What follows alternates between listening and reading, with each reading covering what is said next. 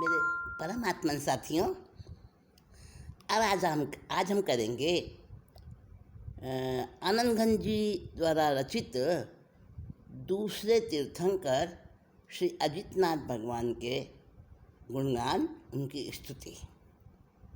तो बड़ी ही भावपूर्ण अवस्था में उन्होंने ये स्तुति की है, जिसको सुनने से, पढ़ने से हमारे भी उच्च रसायन बन सकते हैं और तीर्थंकर गोत्र भी बन सकता है।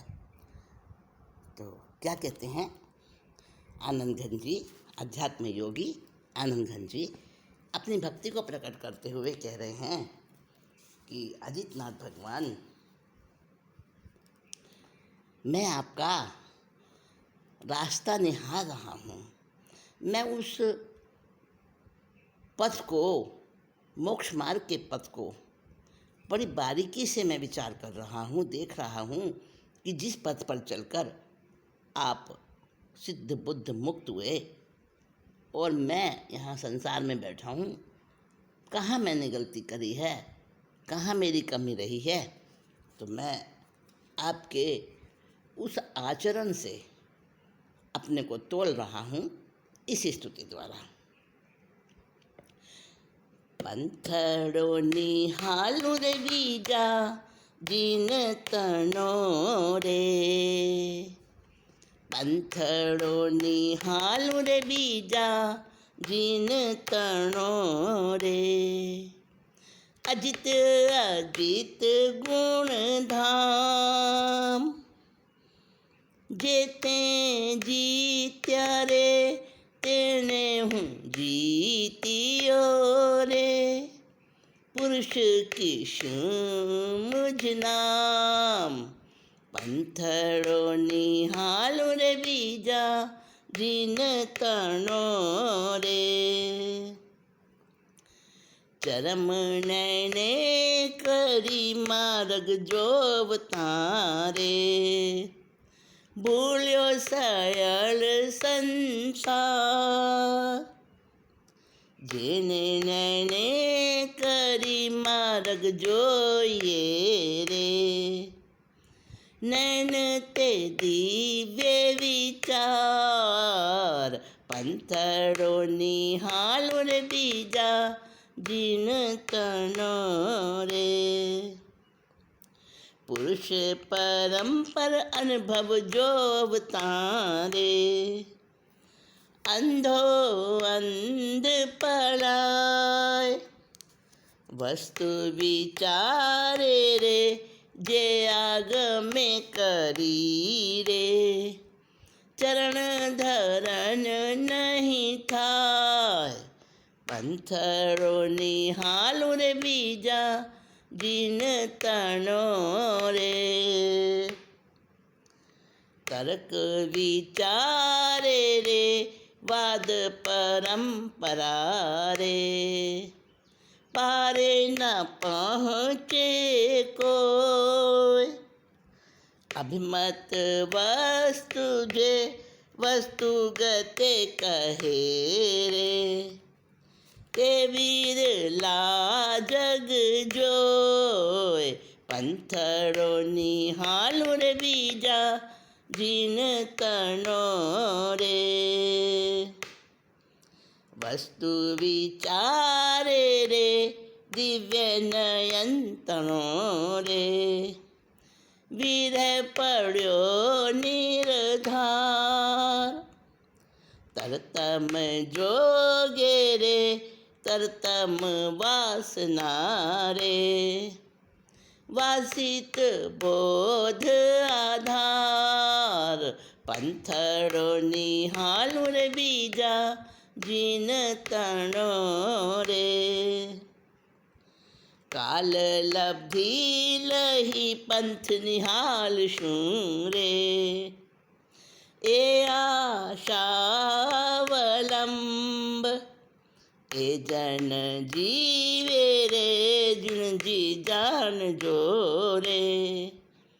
आनंद घन मत अम्ब, पंथड़ो निहालू रे बीजा जिन तनो रे।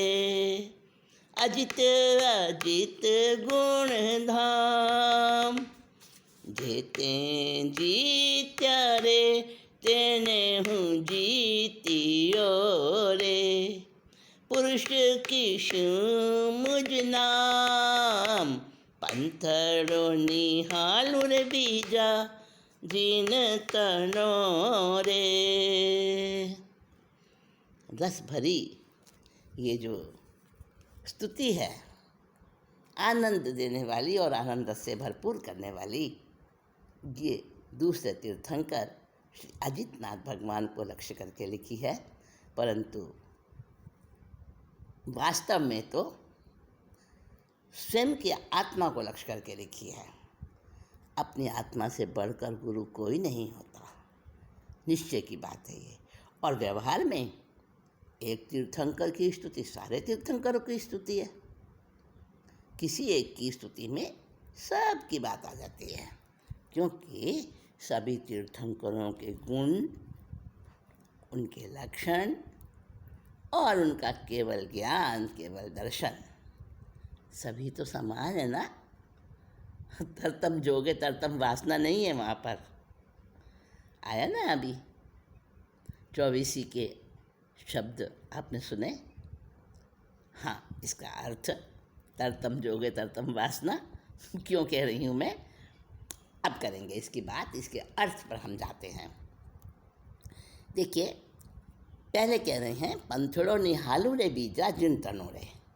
मैं, बीजा माने दूसरा, द्वितीय जो तीर्थंकर हुए हैं अजितनाथ भगवान, तो मैं उनका रास्ता निहार रहा हूँ, देख रहा हूँ, उनके पास पहुँचने का मैं जुगाड़ कर रहा हूँ, तरकीब, और अपने अंदर में उस प्रकार का विचार करते करते मैं उसका प्रयत्न भी कर रहा हूँ, उपक्रम भी कर रहा हूँ, वैसा अपने को खुद को बनाना भी चाह रहा हूँ।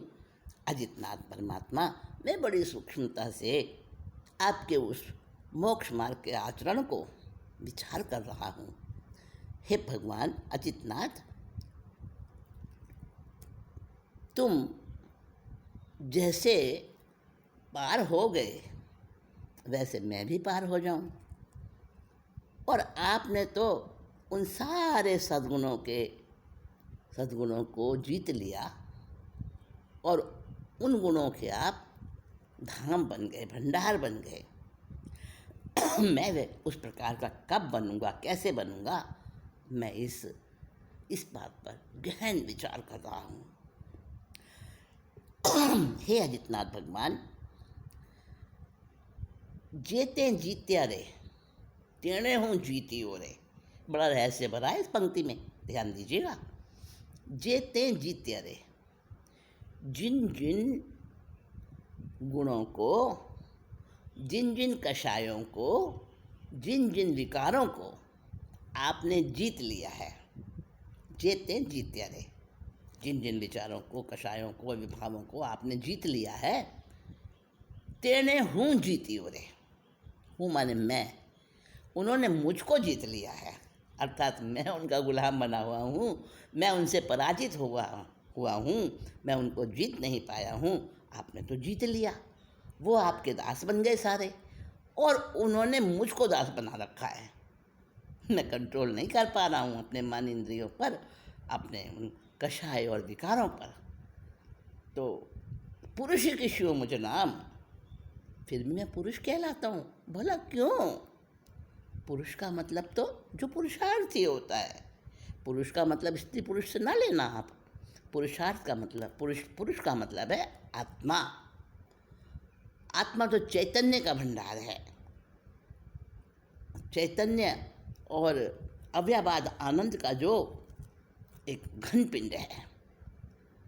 तो मैं कहलाता तो आत्मा हूँ, कहलाता तो मैं चैतन्य हूँ। सबसे श्रेष्ठ, सबसे शक्तिशाली वैभव मेरे पास है।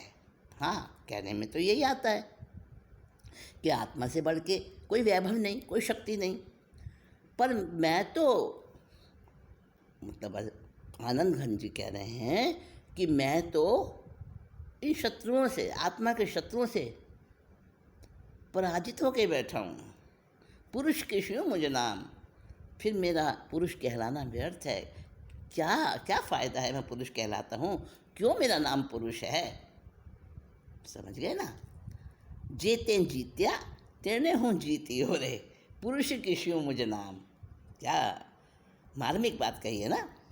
तो मैं अपने को पुरुष कहलाना कैसे पसंद करूं? कैसे मानूं कि मैं पुरुष हूं? हे मेरे परमात्मा देव, जिनको आपने जीत लिया था उन्होंने आपसे पराजित होकर अब मुझे जीत लिया है, और दूसरों के द्वारा पराजित होकर भी मेरा नाम पुरुष है, तो कैसे ठीक हो सकता है?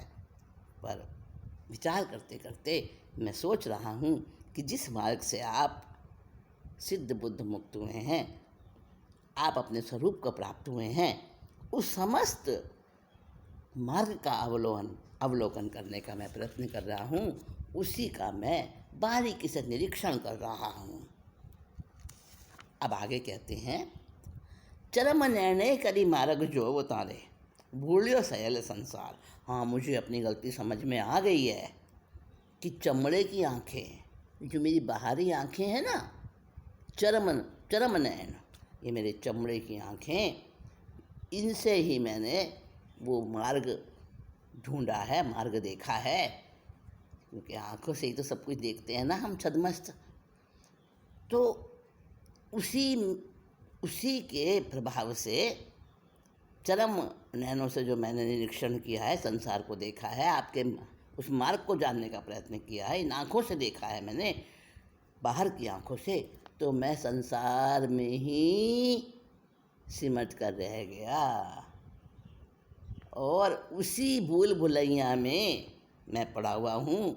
भूलियो सयल संसार, सयल का मतलब सारा, समस्त, सारा संसार मुझे दिखता है, इन आँखों से वही दिखता है ना, हमारी आँखों से, तो मैं उसी में ही भूल भुलैया में उलझ गया हूँ।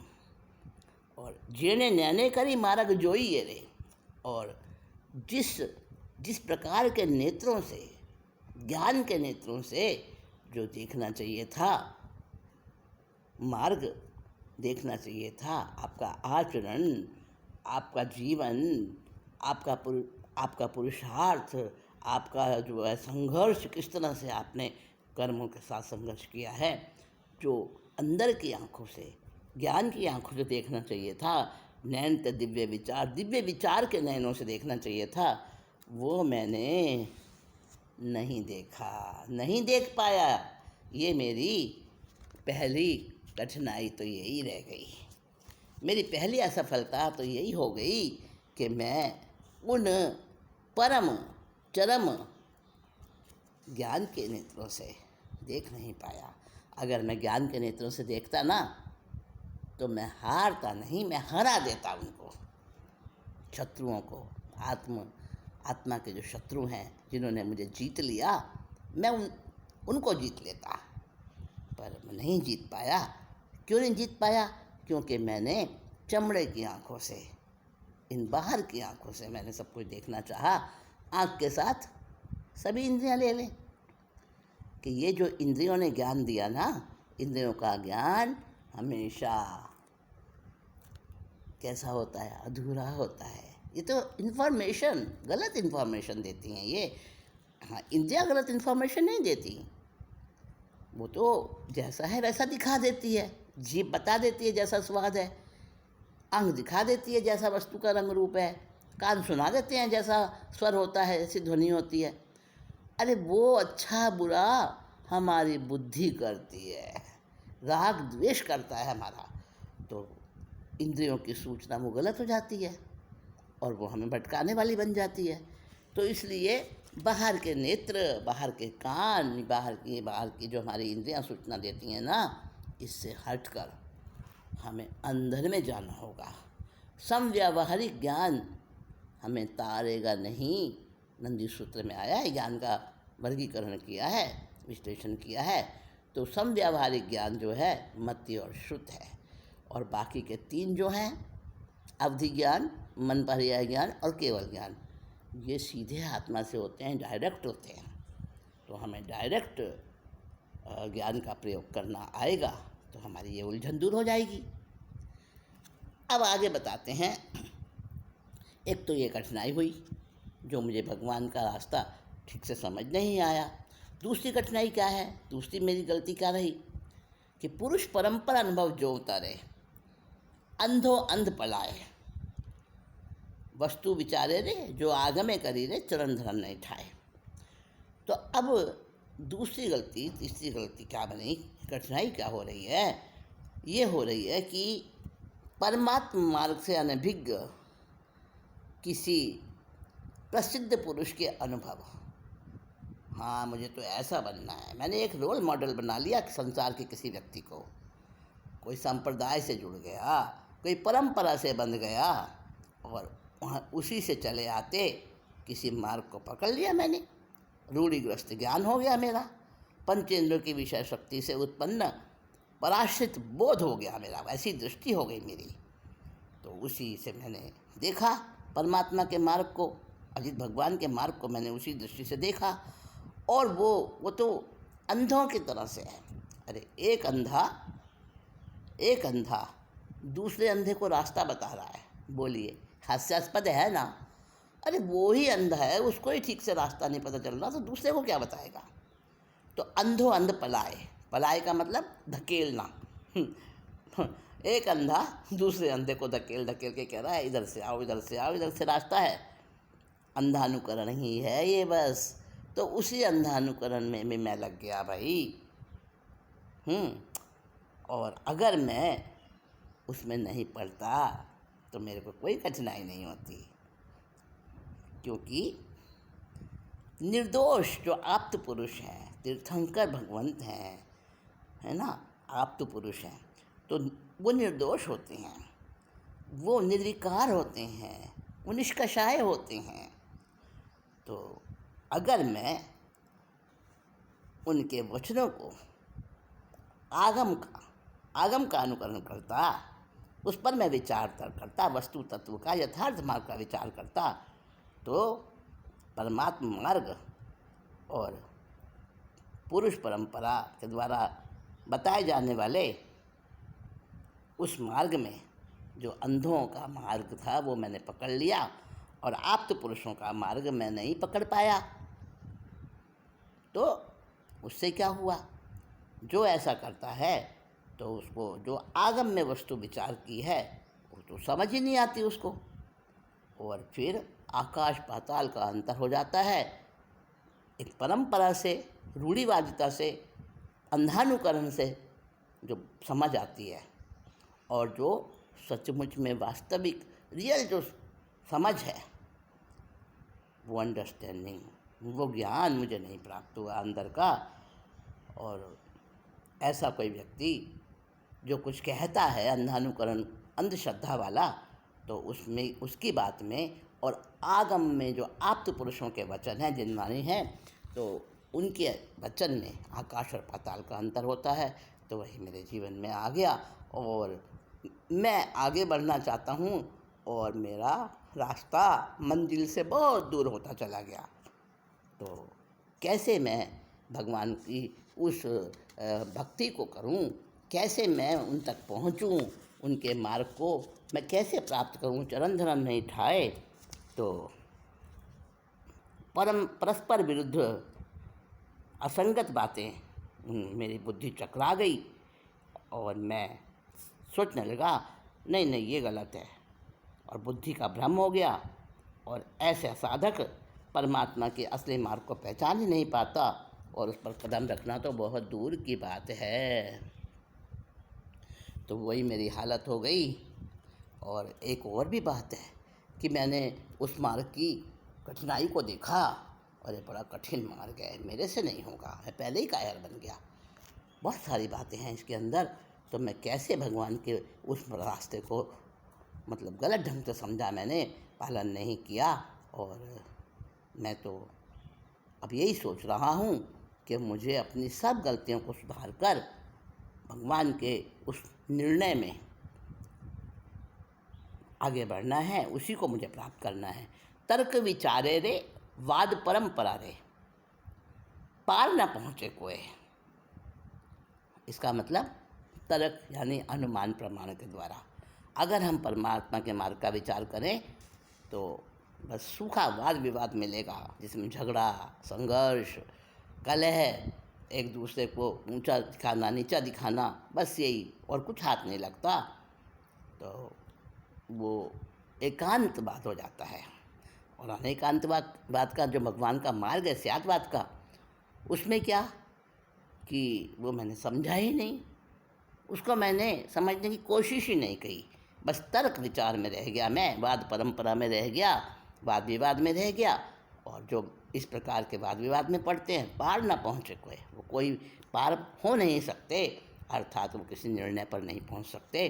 और अभिमत वस्तु रे वस्तुगते कहे रे, जो सही निर्णय होता है, और कैसे प्राप्त होता है वो सही निर्णय, अगर जो इस प्रकार से कार्य करते हैं, ते विरला जग जो है, वो तो संसार में बड़े दुर्लभ होते हैं। ऐसे दुर्लभ पुरुष तो बहुत विरले दिखाई देते हैं। हमारी अभिष्ट और जिज्ञासा के अनुकूल वस्तु का यथार्थ रूप से उसको समझना, उसकी लाभदायकता क्या है, और परिपूर्ण अंशों में उसका कथन करने वाले पुरुष वो दुर्लभ होते हैं। अभी तीर्थंकर नहीं है ना, केवली नहीं है ना, अभी तो दुर्लभ हो गए ना। तो मैं भगवान का मार्ग समझने की कोशिश कर रहा हूँ। पंथनों ने हालों रे बीजा चिंतनों रे, तो मैं उसको सोच रहा हूँ कि जो कुछ मैंने गलतियाँ करी हैं, जो कुछ मेरे अंदर कमी रही है, वो दूर हो जाए।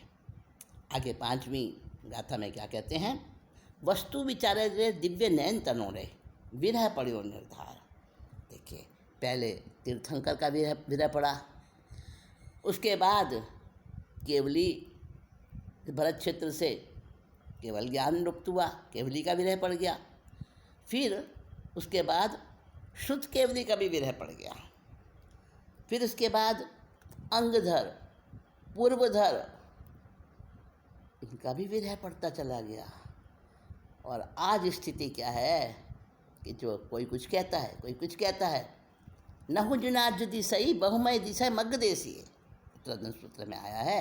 भगवान ने कहा है कि ये जो 5वां आ रहा है भरत क्षेत्र का, इसमें रास्ता दिखाने वाले अपने को कहते हैं लोग बहुत तरह से, आ जाओ मैं मोक्ष पहुंचा दूंगा, मेरी मानो। लेकिन सचमुच में सही मार्ग दिखाने वाला आज बहुत मुश्किल मिलता है। तो कहा कि वस्तु विचारे रे दिव्य नयन तनो रे, जो दिव्य नयन से यानी आत्मा के ज्ञान से यथार्थ रूप से जो विचार करते हैं, प्रत्यक्ष ज्ञानी, अतिशय ज्ञानी, तो वो तो इस पंचम काल में निश्चय से उनका वियोग हो गया है, विरह पड़ियो निर्धार, निश्चय रूप से उनका विरह हो गया है। तरतम जोगरे तरतम वासना रे, मतलब तरतमता यानी किसी का ज्ञान कितना है, किसी का ज्ञान कितना है, किसी का कितना है, अपने अपने क्षम के अनुसार जिसका जितना ज्ञान है वो उतना समझाता है, उतना बताता है। तरतम जोगरे तरतम वासना रे, और उसके ज्ञान के कम ज़्यादा जो मात्रा है, उसके पीछे उसका स्वयं का वासना यानी इच्छा यानी कामना, जिसकी जितनी कम होगी ना, उसका ज्ञान उतना ही प्रखर होगा, श्रेष्ठ होगा, सही होगा।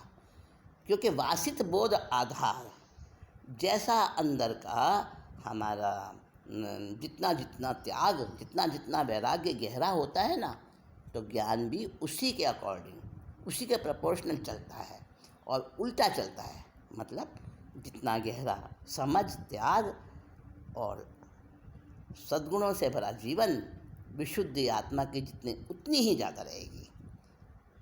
और जितने संसार से विरक्त होंगे, संसार से अंदर की तरफ जाएंगे। देखिए जैन, JAIN स्पेलिंग, JA यानी जा इन माने अंदर हैं, बाहर में जो मूढ़ बने, अंतर में वही गुड़ बने। बाहर से हटते जाएंगे तो अंदर में अपने आप होते जाएंगे। लेकिन ऐसे व्यक्ति, ऐसे ज्ञानी, ऐसे प्रत्यक्ष ज्ञानी अतिशय ज्ञानी बहुत कम हैं, क्योंकि उनका ज्ञान किसी न किसी बात में, किसी न किसी परंपरा से, किसी न किसी संप्रदाय से, किसी न किसी व्यक्तिगत पकड़ से भरा हुआ रहता है, वासित बोध आधार, और उसी मन वचन कायों की स्थिरता उतनी ही कम होती है। तो जितनी अधिक मन वचन काय की स्थिरता होती है, ऐसे महापुरुष आज नहीं है, कम होते जा रहे हैं। शयोपशम का उनका ज़्यादा विकास होता नहीं है। तो ऐसे महापुरुषों के ज्ञान से अधिक शयोपशम से भावित बोध ही बस वही हमें प्राप्त होता है, प्रत्यक्ष ज्ञानी तो है नहीं। तो तरतम जोगे तरतम वासना की बात कि जैसा जिसका जितना अंदर में गहराई होती है, उसका ज्ञान उतना ही विशिष्ट होता है, उतना ही प्रखर होता है। तो आज वो नहीं मिल पा रहा है, हे अजितनाथ भगवान। इसीलिए मैं बार बार तुम्हारा स्मरण कर रहा हूँ, तुम्हारी भक्ति कर रहा हूँ और तुमसे निवेदन कर रहा हूँ कि मुझे भी ऐसा ज्ञान प्राप्त हो जैसा कि आपको प्राप्त हुआ है। और मैं आपका रास्ता निहार रहा हूँ, बाट जोड़ रहा हूँ आपकी, कि कब मुझे उस मार्ग पर चलने का अवसर मिले। आगे छठी और अंतिम गाथा में कह रहे हैं, काल लब्धि लही पंथ निहाल शुदे। पता नहीं कब मेरी काल लब्धि पकेगी, कब मेरे अंदर में वो समय आएगा। काल लब्धि लही पंथ निहाल शुदे, कि मैं सचमुच में भगवान के मार्ग का अनुसरण कर पाऊँगा। ये आशा अवलंब, हाँ होगा तो सही, मुझे पक्का भरोसा है, पक्का विश्वास है कि एक दिन ऐसा आएगा ज़रूर। ये आशा अवलंब, ये आशा यही मेरा सहारा है। इतना होप इज़ रोप। आशा एक रस्से के समान है, जो जुड़ जाता है, आशा का एक तंतु जुड़ जाता है, तो उसी के आधार पर इंसान आगे बढ़ता है, उसको हिम्मत मिलती है, साहस मिलता है। तो ये आशा ही मेरा एक सहारा है कि मैं कब मेरी जल्दी से काल लब्धि कब पकेगी, और मैं भगवान के उस मार्ग को ठीक से समझ पाऊँगा। ए जन जीवे रे जिंजी जान जो रे, ए जन जीवे यानी मेरे जैसा पुरुष, मेरे जैसा व्यक्ति इसी आधार पर जी रहा है। हे परमेश्वर, हे मेरी आत्मा के जो मेरे स्वामी हैं श्री अजितनाथ भगवान, आप ये जान जो रे यानी समझ लेना, इस बात को मान लेना मेरी बात को। और इस बात को मैं आपसे निवेदन कर रहा हूँ कि मैं तो इसी आधार पर जी रहा हूँ, इसी आशा पर जी रहा हूँ। आनंद घन मत अम्ब, और मेरे सरीखा व्यक्ति जी रहा है तो इसी आधार पर जी रहा है कि कब मेरी काल लब्धि पकेगी। बस इसे ही आप सच्चिदानंद घन रूप आनंद के पथ का आम वृक्ष का सार समझ लेना। अर्थात जो आत्मा का जो अनिर्वचनीय आनंद है, अव्यववाद आनंद है, बस वो उसका भंडार मुझे बहुत जल्दी प्राप्त होगा। बस यही, अब आनंद घन में नाम भी आ गया उनका, आनंद घन, और सच्चिदानंद आनंद जो आत्मा का आनंद है, वो उसका सार भी आ गया। बस इसी में वो सार है। तो मैं तो आशावादी हूँ, ऑप्टिमिस्ट हूँ। तो जैन दर्शन का तन मन प्राण जो है परमात्मा पथ मोक्ष मार्ग, उसको पाने की मेरे अंदर में बहुत इच्छा अभीप्सा है, और उस अभीप्सा में मैं जी रहा हूँ। खेत में बीज बोते ही किसान को उसका फल नहीं मिल जाता। वो सोचता है हाँ आएगा, फसल उगेगी, फल आएगा। काफ़ी प्रतीक्षा करनी पड़ती है उसे, धैर्य के साथ फसल पकने तक का इंतज़ार करना पड़ता है। तो फिर गुड़ाई, सिंचाई, सुरक्षा सब कुछ करनी पड़ती है, तभी उसे सुंदर फल मिलता है। इसी प्रकार परमात्मा पथ के दर्शन के लिए भी स्वभाव में रमणता रूप पुरुषार्थ होता है। मतलब पुरुषार्थ वो नहीं जो संसार में पुरुषार्थ करते हैं, नहीं करना, अक्रिय हो जाना, यही पुरुषार्थ है अध्यात्म का। तो वो पुरुषार्थ मैं कर पाऊँगा, बहुत जल्दी कर पाऊँगा, इसी आशा में मैं जी रहा हूँ। और यही मेरे को आनंद देता है, मेरी आत्मा के उस परम आनंद को मैं अनुभव करता हूँ। और उसके लिए, बस उसी के लिए मैं अपना जीवन उसी में लगाया हुआ है। हे अजितनाथ भगवान, मैं आपका रास्ता देख रहा हूँ। पंथड़ो निहालो रे बीजा जिन तनो रे, अजित अजित गुणधाम। आप तो अजितनाथ भगवान हैं जिन्हें कोई जीत ही नहीं सका आज तक। अजितनाथ नाम भी है आपका और अजित भी हैं आप, जो कभी पराजित किसी से होते नहीं हुए नहीं।